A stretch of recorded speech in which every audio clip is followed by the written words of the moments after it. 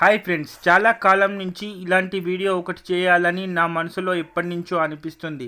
అయితే అసలు విషయం ఏంటంటే, ఒక కామెడీ షోని సంబంధించి ఎందుకు ఇన్ని విమర్శలు వస్తున్నాయి? అయితే దాదాపు 12 సంవత్సరాల నుంచి నిర్విరామంగా నడుస్తున్నటువంటి జబర్దస్త్ మీద ఎందుకు ఇన్ని విమర్శలు అనేది అసలు పూర్తిగా ఈ వీడియోలో తెలుసుకుందాం.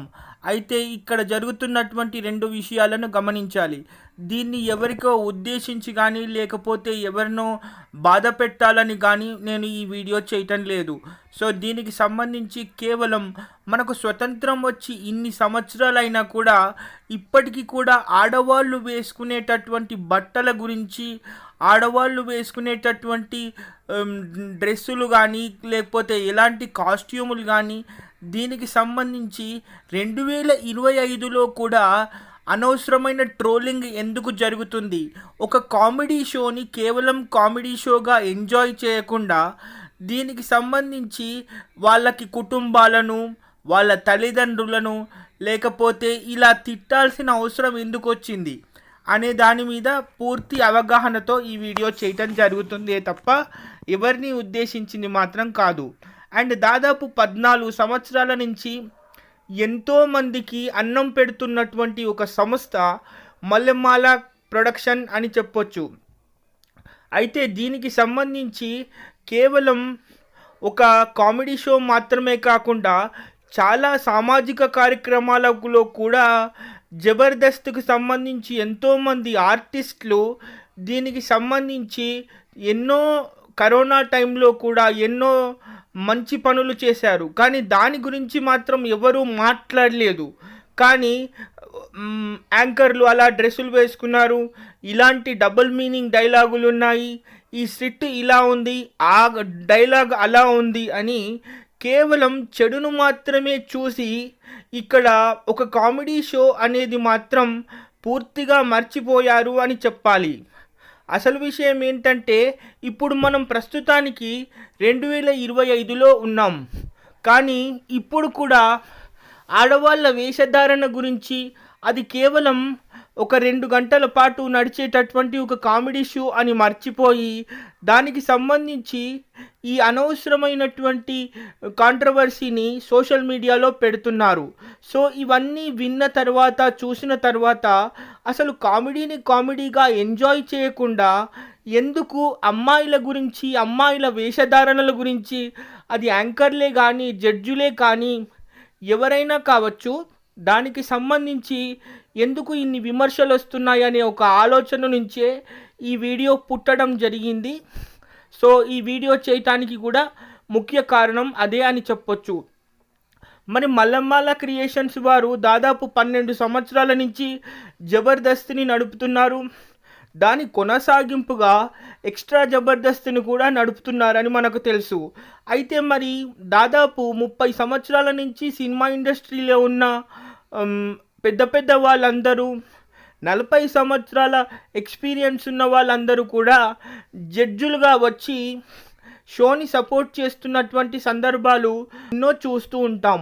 సో దానికి సంబంధించి మరి వాళ్ళు నిజంగానే తప్పుదోలో లేకపోతే కావాలని ఏదో ఒకటి అనాలని అనుకున్నప్పుడు, మరి ఇది స్క్రిప్టెడ్ అని అందరికీ తెలిసిండి కూడా కేవలం 10 మందిని నవ్వించాలనే ఒకే ఒక ఉద్దేశం ఉండి కూడా ఎందుకు వీళ్ళ యాంకర్ల గురించి కానీ, జడ్జిల గురించి కానీ, వేషధారణ గురించి కానీ, లేకపోతే ఒక కమెడియన్ల మాట్లాడే మాటకు సంబంధించి కానీ ఒక 10 నిమిషాలు అందరినీ నవ్వించాలని ఒక సంస్థ ప్రయత్నిస్తున్నప్పుడు దానికి సంబంధించి దాదాపు 2000 మందికి ఒక ఉపాధి కలిగించేటటువంటి కామెడీ షో అని జనాలు ఎందుకు చూడలేకపోతున్నారు అనేదే నా ముఖ్య ఉద్దేశంగా చెప్పుకోవచ్చు.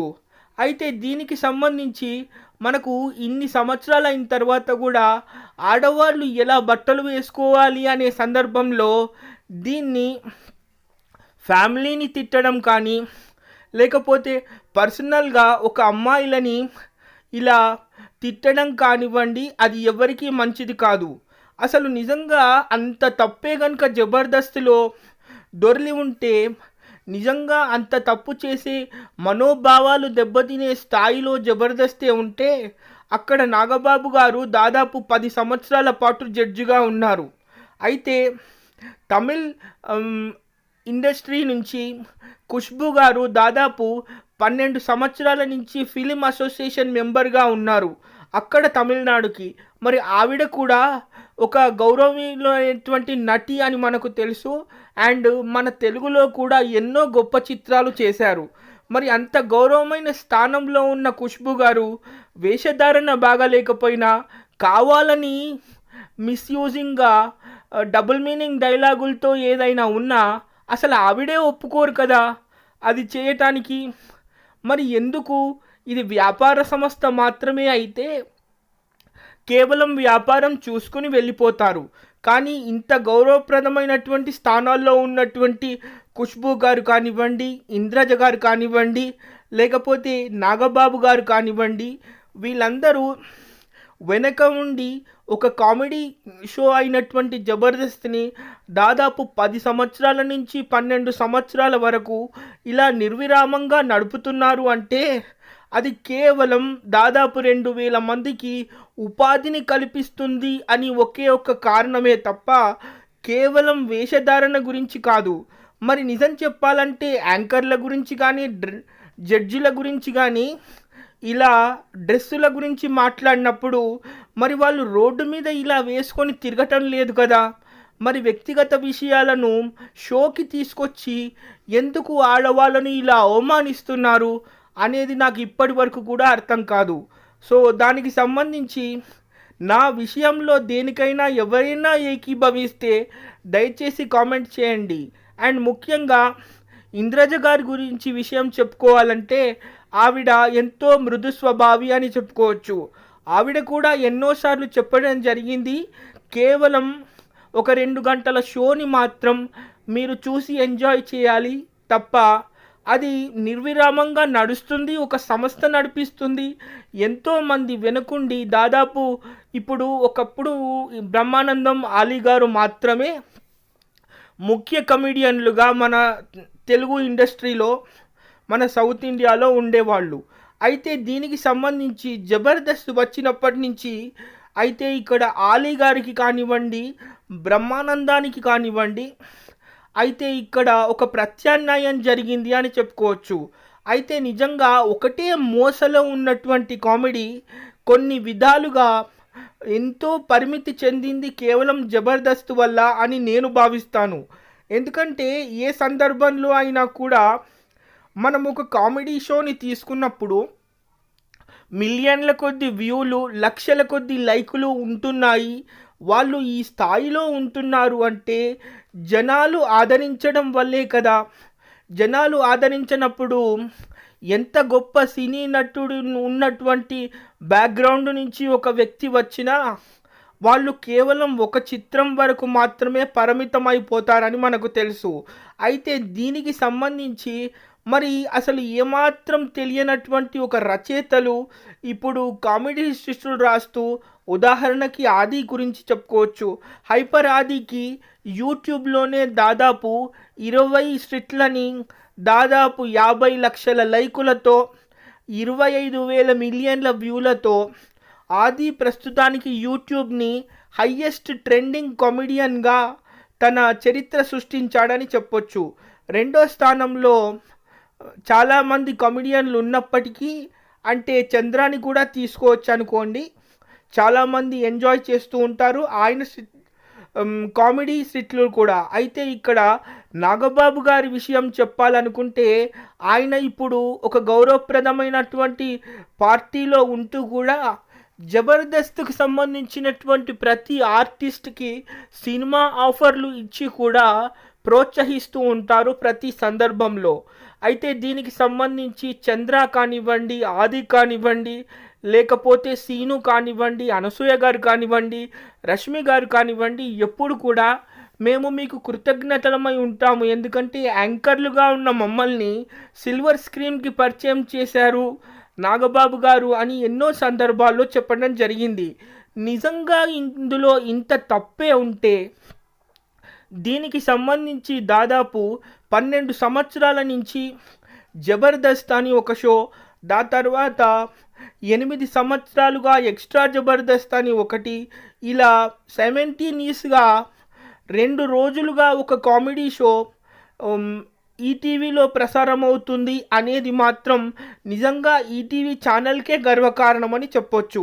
మరి ఇంత తప్పులు కనుక దొర్లి ఉంటే, ఇంత గౌరవప్రదమైనటువంటి స్థానాల్లో ఉన్నటువంటి ఇంత గొప్ప నటులు దీన్ని ఇంత ప్రోత్సహించరు కదా. సో దీనికి సంబంధించి నేను చెప్పాలనుకుంది ఒకటే, ఇప్పటికీ కూడా ఆడవాళ్ళ వేషధారణ గురించి కేవలం వాళ్ళు ఆ 2 గంటల మందం ఆ సిచ్యువేషన్లో వాళ్ళకి ఇచ్చినటువంటి ఆ డ్రెస్సులు వేసుకున్నప్పుడు దానికి సంబంధించి అది ఆ ఎపిసోడ్ మందం ఉంటుంది తప్ప, దాన్ని కావాలని వాళ్ళు జస్టిఫై చేసి, లేకపోతే అందరినీ నవ్వించాలని ఒక డబుల్ మీనింగ్ డైలాగ్ని కావాలని రాసుకుని నవ్వించే ప్రయత్నం చెయ్యరు.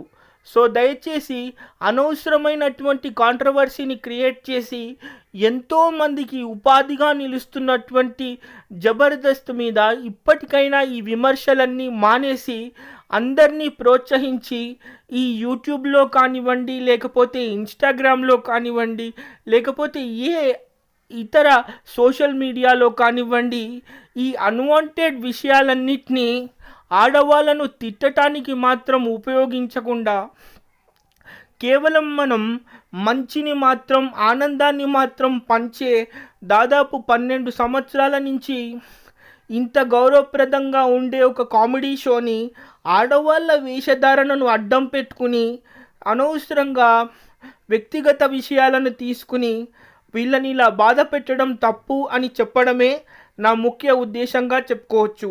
దయచేసి నన్ను ఏకీభవిస్తే లైక్ చేయండి, కామెంట్ చేయండి. బాయ్.